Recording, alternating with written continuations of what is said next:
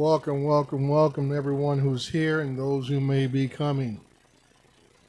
This is Dre Recovery One Drones. This is my monthly podcast that I do concerning topics of the drone community, drone industry, trying to focus mainly, or I say primarily, on those who do commercial operations. 2025 to this point has been a very tumultuous time in the drone community itself, especially here in the United States. Uh, you would have to be had to be hiding under a rock to not know what is transpiring in the drone community. And sad to say that we are fighting for our, you know, lives pretty much. And those like myself who are commercial operators, we're fighting for our livelihood. Uh, at this point, it just seems that the government and other entities, as I said in my title, have us over a barrel. Now, I did put a very polite photo up. I actually wanted to put a different one up of someone being straddled over a barrel and so forth, but I felt in good taste I just go with a more polite presentation. Didn't want to offend anybody unnecessarily. But I'm here to talk about the obvious things, and we'll start off with the first one, Part 108. I, like many of you, have been watching, listening, and hopefully trying to understand how Part 108 is going to incorporate itself into what we already have established. From the information I have been covering, information I've been watching and been reading, Part 108 is kind of like a entity or animal on all of its own. It's definitely, as I said in the comments of somebody else, it's almost like 180 degrees away from what we've been taught as Part 107 operators. This is something that is about, totally that you have to present separately, not on adding on to, but it has a separate type of requirements just for Part 108. It doesn't rely upon so much of what we already have established as Part 107 operators, but it requires other things to satisfy the protocol that has been offered up in the, is it MPR, MMPR, whatever you pronounce it, proposal. Okay, I have heard opinions from some of the those higher up than me, from Vic Moss and Ryan. They are a bit perplexed on it. It's I can say, we just say it's about clear as mud on a lot of parts of it. So I'm not even going to sit here and try to decipher it for anybody. I'm not trying to go through it because I don't want to add to the confusion that is already out there. Because that it is a lot of confusion uh, when it comes to Part 108.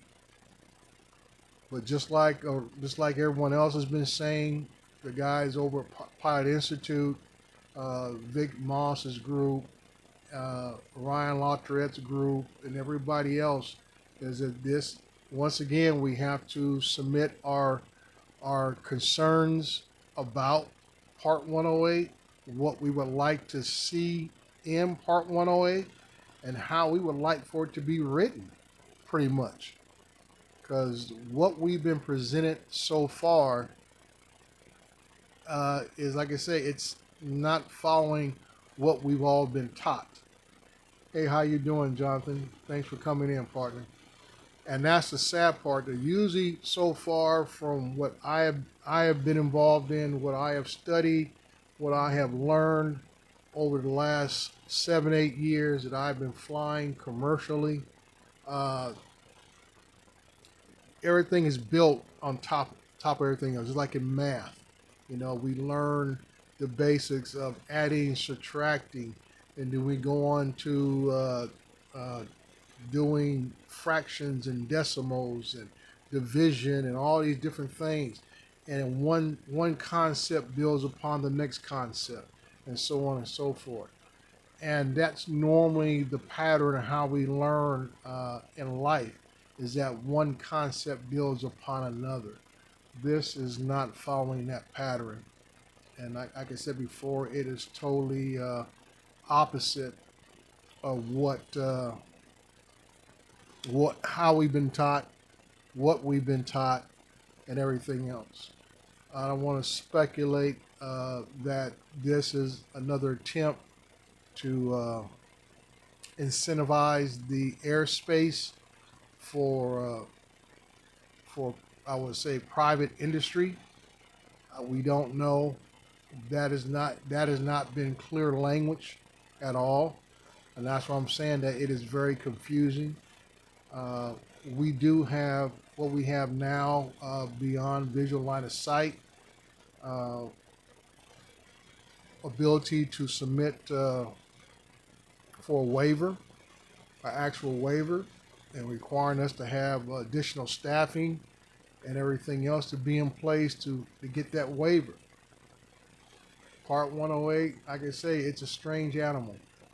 And I hope they come out with a revision of what's already been out there based upon our response of what we want to have said or added into, or for the most part, things taken out of this, uh, to make it more streamlined, to make it more cohesive, built upon what we've already learned.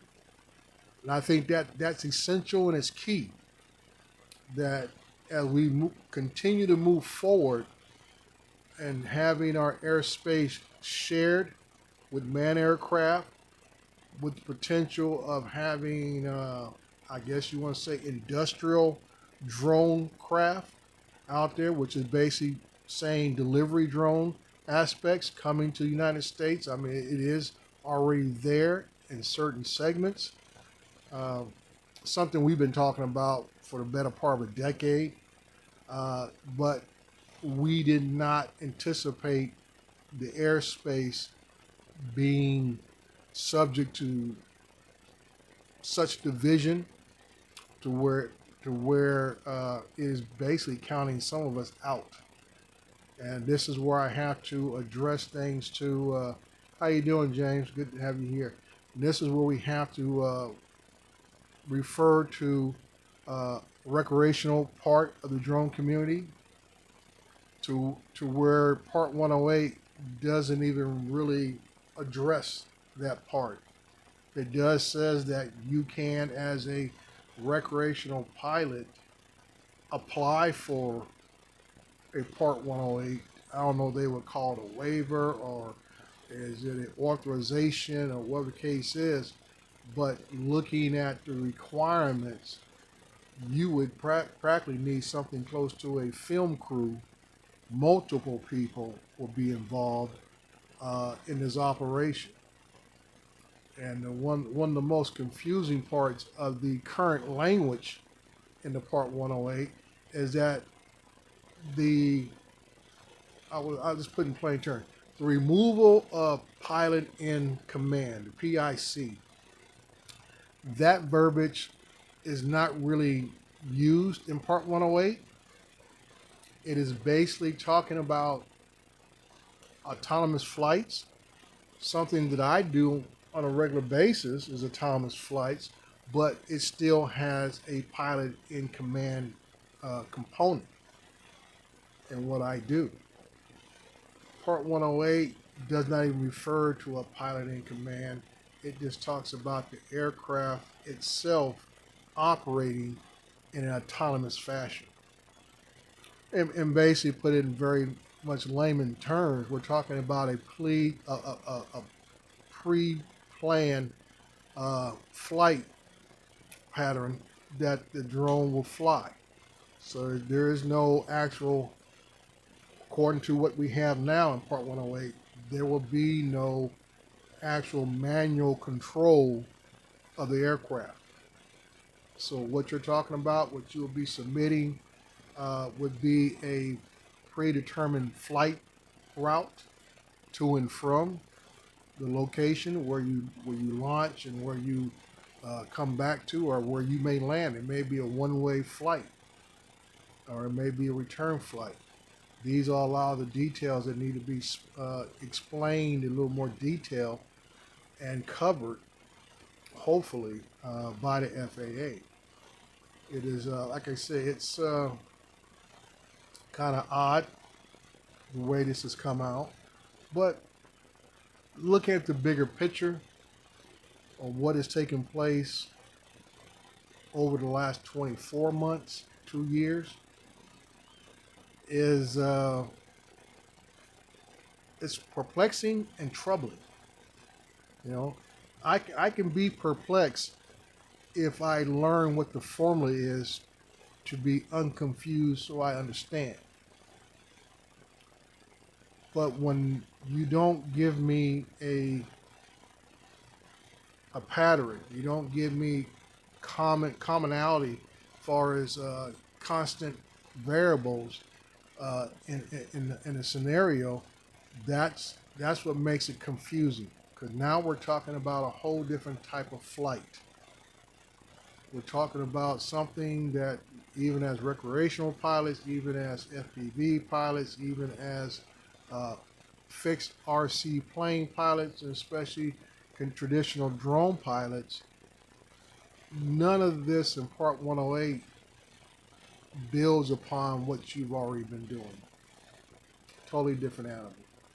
And that's why I'm saying that when we heard about Part 108 up to about 2 years ago, of something being put together, and I know a lot of people were excited about it.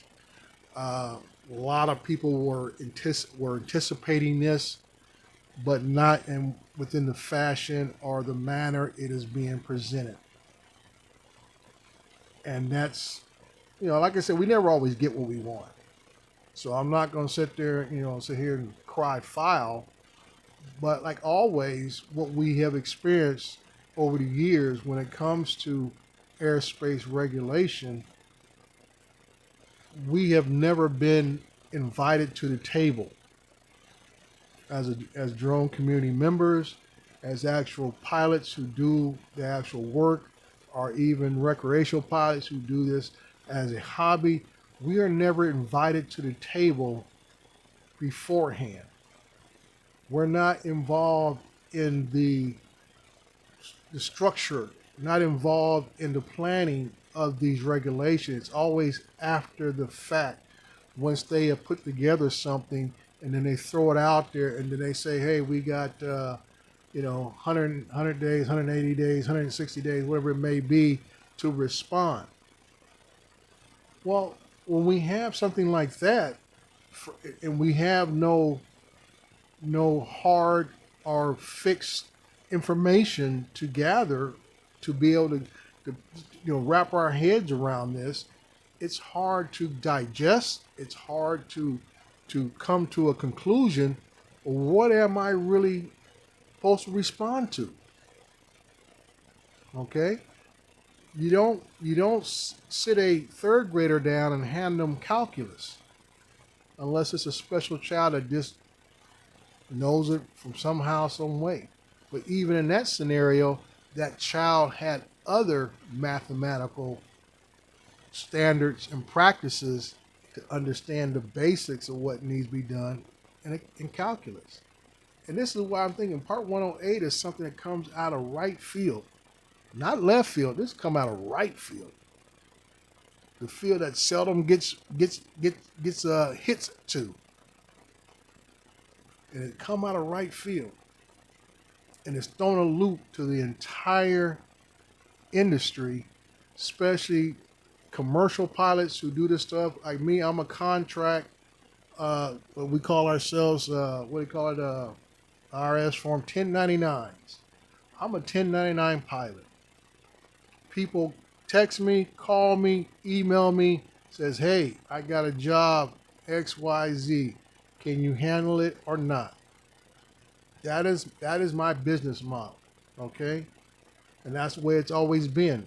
And I always tell people I was never a recreational pilot from the start. I was always 1099 from day one. That was my goal because of my background in construction work and everything else. I saw this is where I wanted to be, and I incorporated it into the work that I was doing, and then create a side business from there. So this is what I'm talking about as far as what has been established, what is being said in this proposal, and like I said, it's totally confusing. Marcus Crawford had a video out. I think it was yesterday, maybe the day before that, and even today I saw Marcus Crawford on Drone Seekers, and he had his, as he called it, his little rant about this, and it's based because of the confusion. It's not because he said it, it's unfair or it's counting us out. It was basically the confusion. The language being used is not clear at all. It's confusing. It's not based upon what we have learned, even as recreational pilots or FPV, any type of drone pilot. I don't care what you fly. It does not build upon the platform that we all got involved in. Either as a recreational pilot, you bumped up to commercial, or like myself, you came straight to commercial. It does not take us forward. The language in the Part 108 proposal is taking us for what we're trying to understand. I see it taking us backwards, because now we're being told we need to relearn all these different things, relearn the requirements and all this kind of stuff. And what happens with something like that is that now we're going to have a lot more misinformation about our operations in the sky. Because now you're going to have people who say, well, Part 108 says I can do A, B, C, and D. But then Part 107 says you need to follow 1, 2, 3, 4, and 5. So now you got to figure out which ones do you intertwine in your operations and which ones do you leave out. Because as I said, Part 108 is a different monster altogether.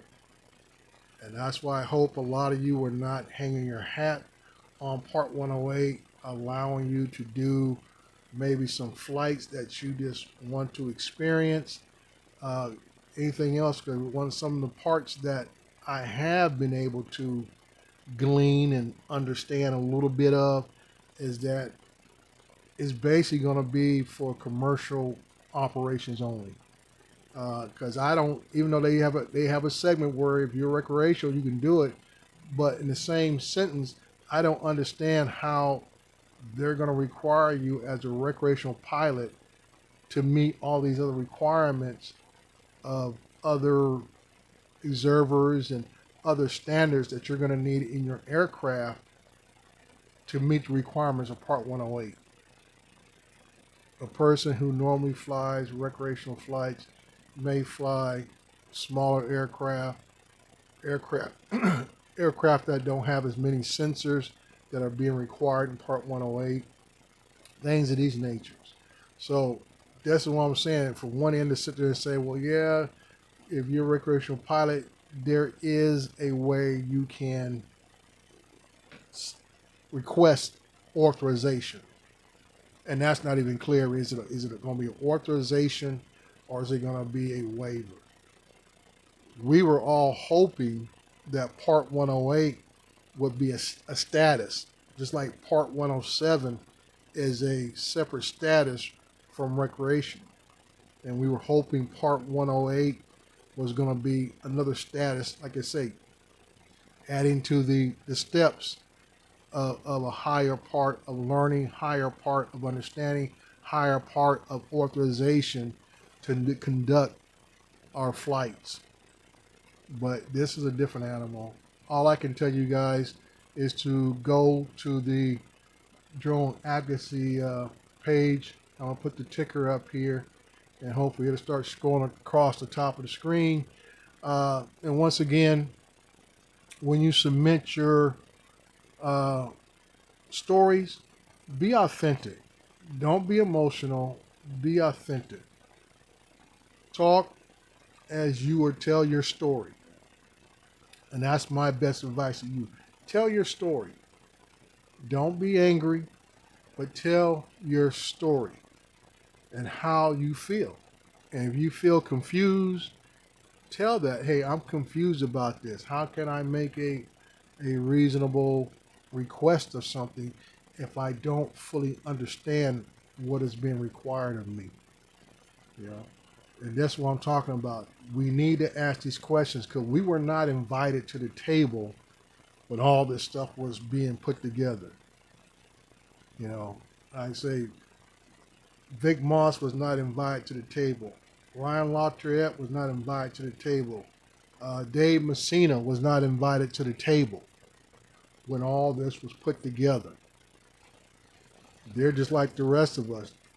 It got thrown out there, and now they're like the rest of us. They're trying to shift through it, trying to read through it, trying to understand it, trying to figure out how is this going to work with what we already have. And that's been a continuing trend with the FAA. I know as long as I've been involved as an operator, is that it seems that we are never invited to the table, but many of those who are lobbyists, many of those who are not a part of our community are invited to the table to make recommendations and do not do what we do. And that's the sad part. So right quick, I'm going to take a break. We're going to switch over here to some of my sponsors. And the first one we got is our boys over at Pilot Institute. Pilot Institute.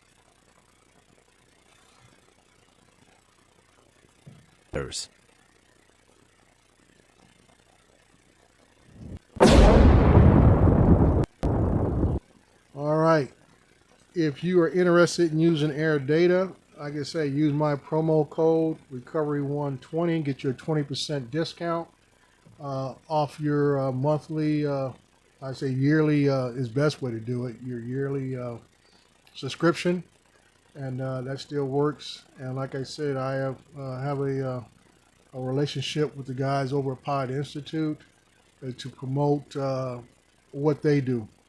And like I say, my affiliation or with them is basically upon I believe in what they're trying to achieve. They're providing classroom instructions for Part 107s, those who are interested in starting a drone business, and even those of us in business, they have a mapping course. I believe next week at the Vegas Consumer Electronics Show, Pilot Institute will have a booth. They're doing 3 presentations that I just talked about. I believe some of those presenters will be Vic Moss and the guys from Pilot Institute, and I believe there's a gentleman from Texas Drone Company will be doing the mapping class. I don't know him personally, but I've seen some of his videos, and I can tell you that if I was attending, I'd probably be taking his class. Like I said, I'm a big believer that you can always learn more about what you do and become better at what you do, but you just gotta have an open mind to listen. So let's go on from there.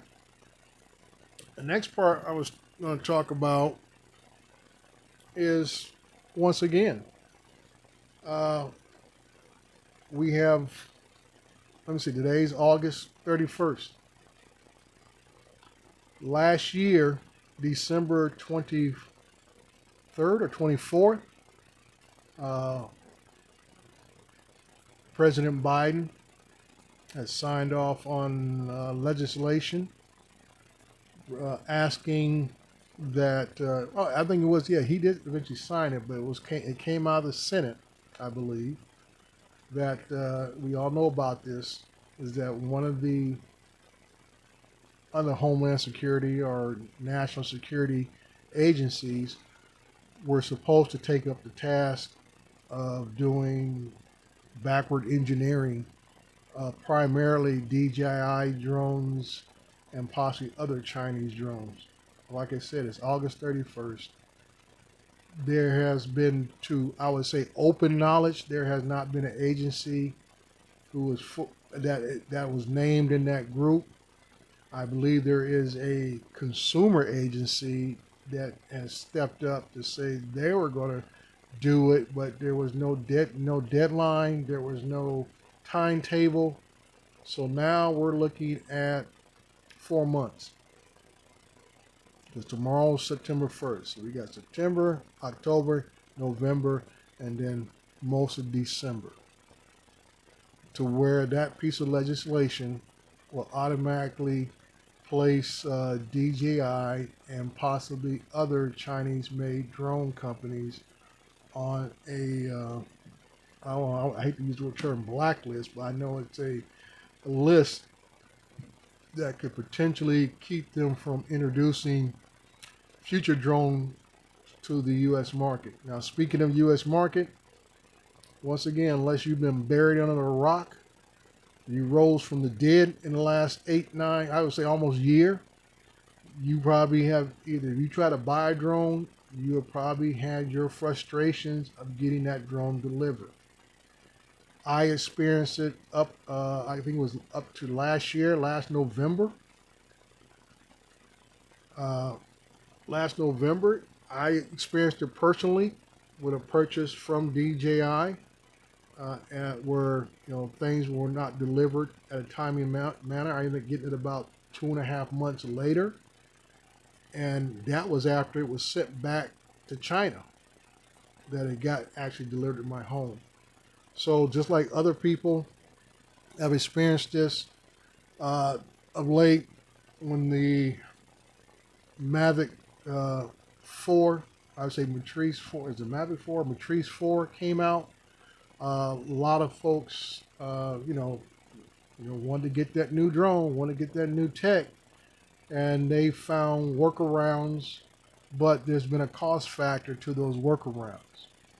Because now we're hearing people who have had incidents with their Care Refresh, where DJI is saying, if you didn't buy it from us, we're not gonna honor it. Thank you, Johnson, to the Mavic 4. And basically what these people have found out that DJI is doing what they do. And it's a business. And just like any other business, it has to protect itself. And because of the current climate of our, I would say, customs, following a law that was passed 3 years ago now about the unauthorized treatment of people in the Republic of China, CCP China, whatever you want to call them, basically slave labor. Now they are returning those items away from U.S. ports. And like I always tell people, ports are not just shipyards. It means any way items come into the United States is a port of entry. That means our northern borders, our southern borders, our airports, along with our shipyards, customs are there. And they are looking for items that are coming out of China. Now, more recently, as of Friday, President Trump has put an executive order in place. I guess it activated Friday, to where even small drones are starting to be getting a little more costlier.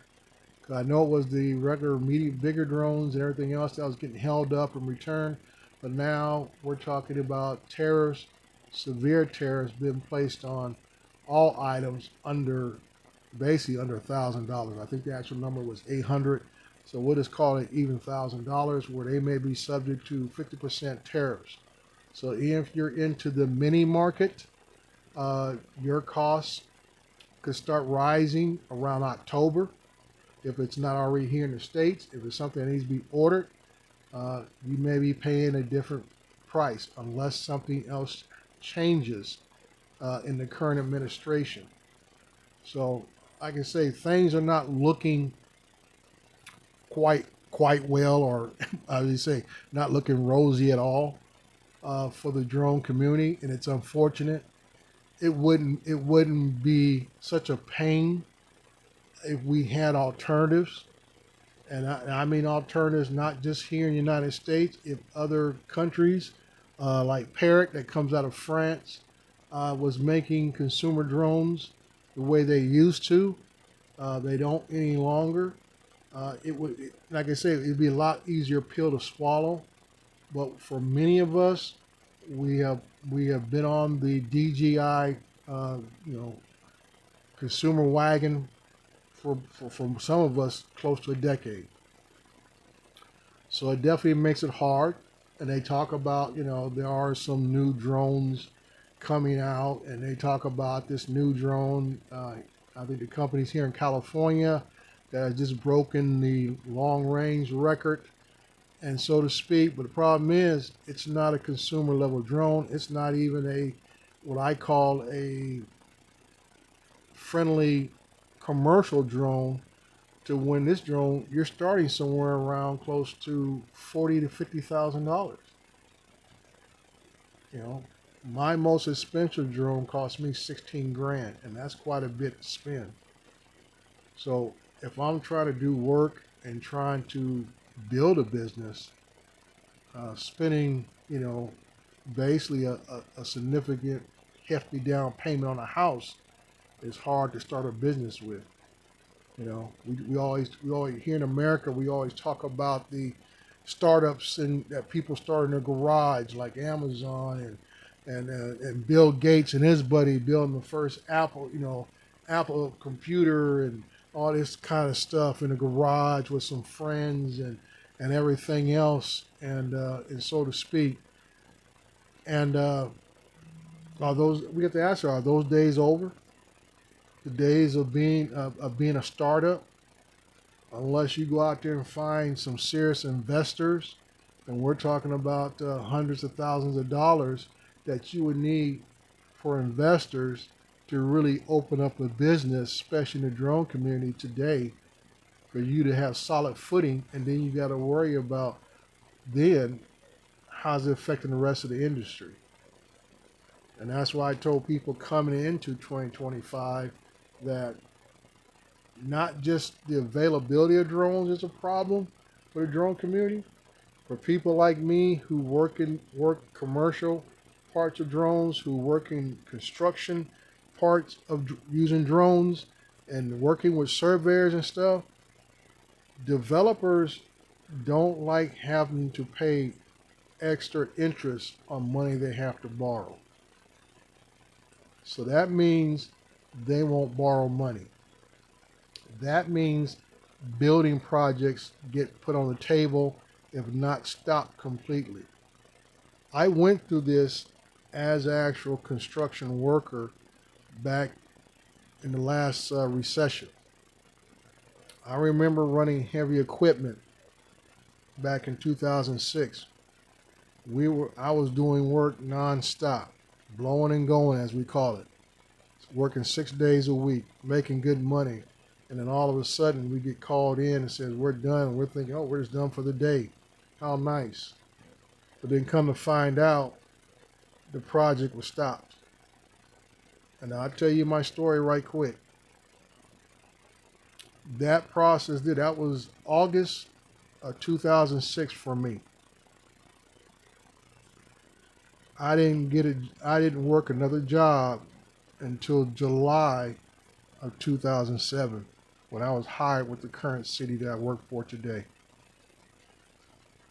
So like I tell people when they talk about the recession of 2008, those of us who worked in the construction industry, we started feeling that pain in 2006.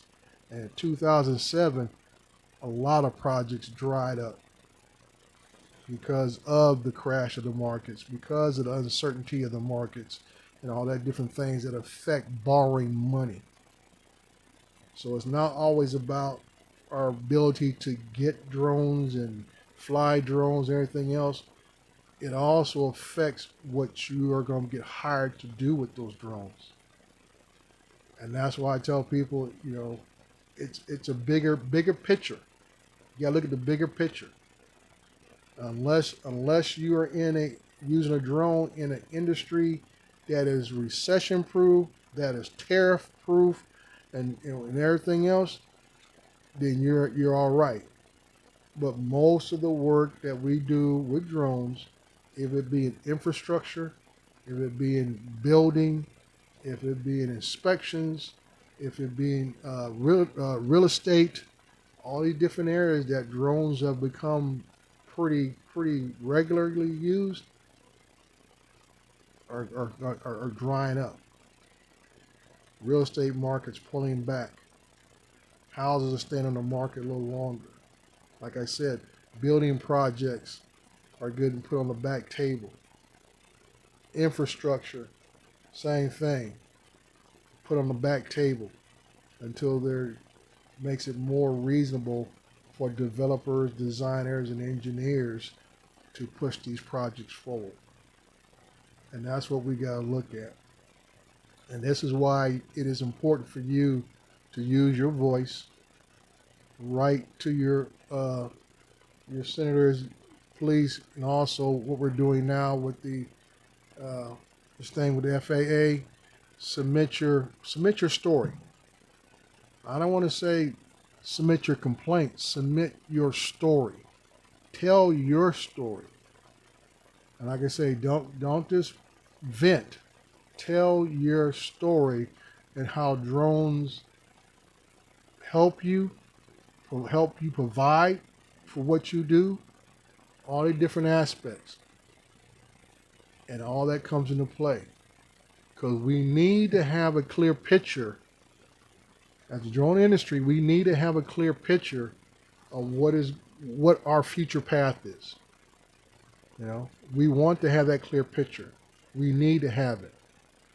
This is how I make business decisions, is based upon what I can see down the road. People always ask me, why did I buy this drone, that drone? I said, in the region I live in, I knew that solar was going to be very vital. I knew there were laws here in California that when people build homes, once they hit a certain number, they have to start putting solar panels on houses. That's mandated by law here in California. Just like across the country, when we talk about ADA, handicap parking, once you hit a certain number of parking stalls, then you have to have a handicap, or what we call ADA parking, available. And that ADA parking has to meet certain criteria. We always say it's got to be no more than 7% slope in any one direction. It's got to have van accessibility to one side. So that means that stall is bigger than a standard stall. It is a little bit wider than a standard stall. So that's what I'm saying. There are things that are happening in our society, in our industry, because we have now become a part of those industries. We are not separate. We are a part of the infrastructure industry. We are part of the real estate industry. We are part of construction industry. And things that affect them affect us. It's nice to want to go out and just want to go out and fly for fun and create content and post it up on YouTube and all of Facebook and TikTok and X and everything, that kind of stuff. That's nice. That's nice. I use that to promote my business. A lot of other folks just use it to create content. But like I say, the current trend we're facing, especially here in America, is not going well for us. Now I'll talk about a couple of things that have happened as I finish up this last 15 minutes here. I want to say it's the city of Orange, Alabama, just passed a citywide law basically banning drone operations. And the way they wrote this law, they are trying to, I know it's tried, they already did, they voted it in. It's not something they're proposing, they voted it in. And I'm hoping that someone who lives in that area will take it up with the right attorneys who understand aviation law and get this overturned. Because what they're saying, even if you take off from private property, if you fly over another private property, you have to have written permission. Even if you're flying, and what their language is, Orange, Alabama, Jonathan, and even if you fly in Class G airspace, according to the wording in the law that I read, they are requiring you to have authorization still from the FAA stating you can fly in that airspace. Yeah, Alabama, Orange, Alabama. So, like I always tell people, cities, counties, states will mirror each other if they can get away with it. It's always going to be one place that's going to take the initiative and do something. And then the rest of them are going to sit there and watch and see if there's legal pushback from anywhere. If they don't see really any significant legal pushback, guess what? That law will get rubber stamped, mirrored across the country before you know it. No, Jonathan, it doesn't sound legal, but until someone challenges it, it's what the law is in that city. And there's been other cities who have tried the same thing, and I know that Ryan Lafayette, he has been one who's been one of the big advocates against this kind of stuff, and I hope he catches wind of this one and be able to send information down there and explain to folks. But you'll be surprised, these folks sometimes will dig their heels in and basically play the game and say, well, who's got the deeper pockets? And that's the game that gets played, is that when you go to court, it's mainly about who has the deeper pockets, who has the money to keep paying the lawyers to fight the fight. I wish there were groups like we have, like the ACLU and other, nonprofit groups that get funded through whatever means they get funded, could advocate for us to fight this kind of nonsense. But we don't. So basically it's going to come down to who wants to challenge this and how bad do the local municipality or county, or worst case, if you're fighting the whole state. Because there's been, like I said, I hear people ask questions a lot about, well, what do you think if a whole state does this and that? Well, there are a lot of states that do prohibit you from flying from state property. And basically, it's just stopping you from freely flying over state property. They want you to get permits. Most time when you have to ask for a permit, it comes with a fee to get that permit. Just like New York City has done. They want that money up front. 90 days, I think it's 60 or 90 days in advance. And that means you got to play weatherman on top of that because the money is non-refundable. And the day you pick is the day that's it. So that's what I'm saying, that there are a lot of municipalities, there are a lot of counties, there are a lot of states who are playing these games about controlling drone activity. And this is another reason why we need to make sure our voices are heard to the FAA, and also to our elected officials, to enlighten them, to inform them that we are a constituency that they need to pay attention to, that we are important and that we do vote, and that we do vote. And getting back to DGI for a second on that part, I know DGI has pretty much cut the U.S. off themselves. And look at the bigger picture. I believe DGI is playing the game like our government is playing. They're trying to generate an outcry by not selling their products to the U.S. market. Like I said, a lot of people have gone off and gotten things through people from our northern borders, southern borders. They've gotten things through third-party vendors from foreign countries overseas, but then you run the risk of not having, if you so choose, have care refresh, being honored because of where your item was purchased and how you acquired it. And that's the risk you take. But in my stance in looking at what's going on, I truly believe DGI is playing the game with the American consumers, that if I cut you off, maybe that'll wake you up. That'll make you stand up and hold your government accountable to what's going on. Because we all know DJI is king of the hill. Ain't no way to about it. You know, they're 80% plus, maybe even 90% top manufacturer, top seller of drones in the United States, if not globally. Okay. So, by cutting us off, it's no different than dealing with a drug dealer, somebody who's hooked on drugs. You know, they're hooked on it, cut them off, they'll start doing all kind of wild stuff to get that fix. Are we willing to do what it takes to satisfy our fix? Are we willing to contact our elected officials? Are we willing to be a bug in the ear of the FAA about regulations?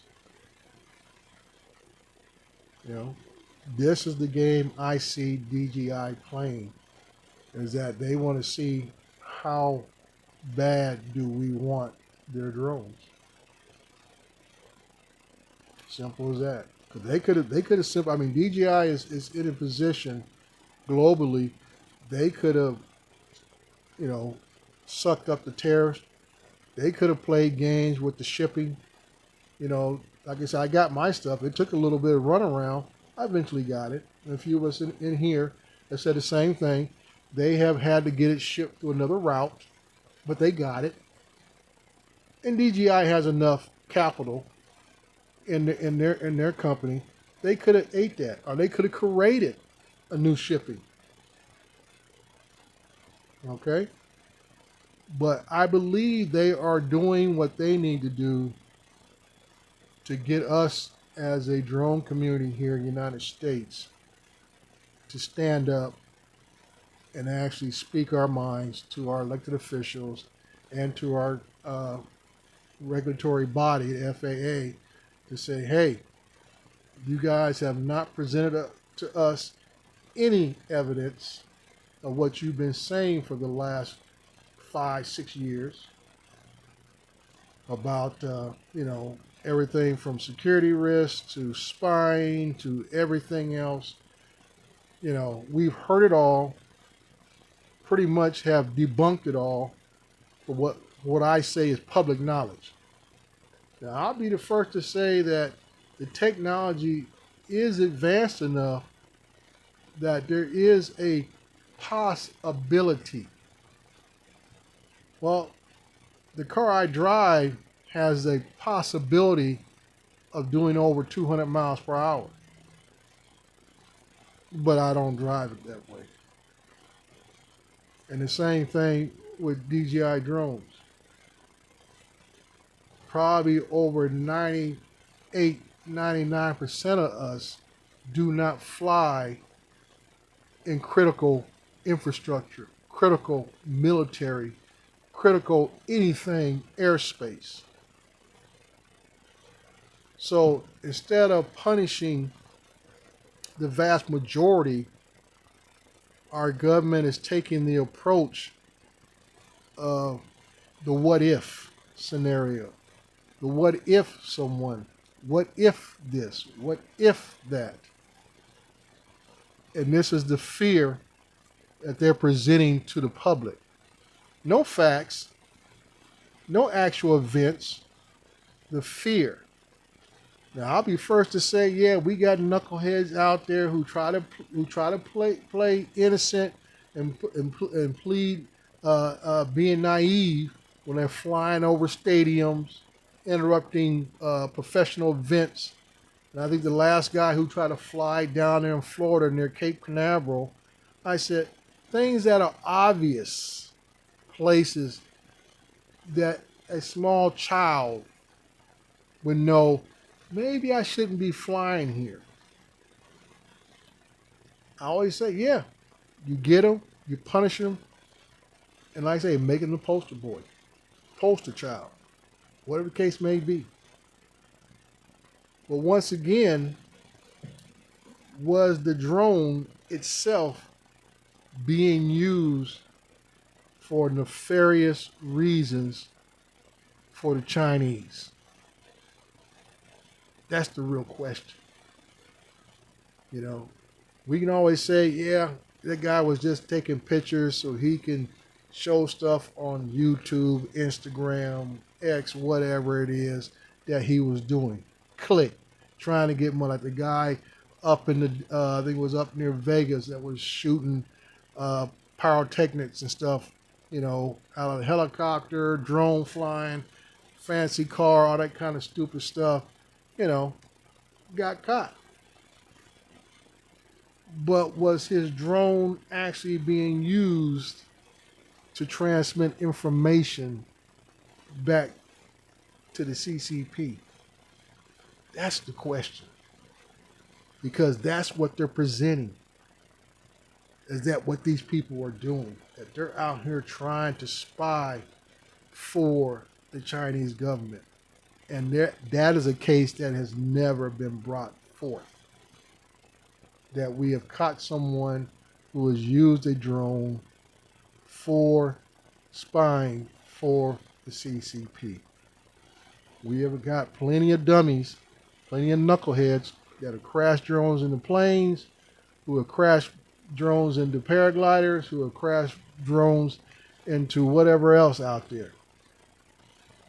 But there's been a case of someone actually being caught using a drone spying for the CCP, and we have been able to take that drone apart and show that device transmitting information to the Chinese government. And that might be way above my pay grade if it has occurred. But it has not been used or not been told to us as the American public. And I know you can't keep something like that secret for too long through our elected officials, because things always get leaked. Things always get leaked. So I'm getting close to my time.